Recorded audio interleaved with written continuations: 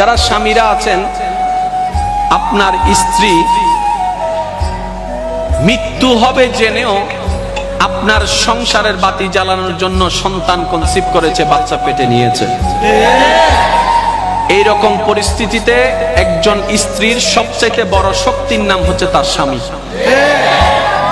ব্যস্ততা ছিল, আছে, থাকবে, ব্যবসা চাকরি ছিল, আছে, থাকবে, কিন্তু এই মোমেন্টটা আপনি আর কখনো পাবেন না হয়তোবা।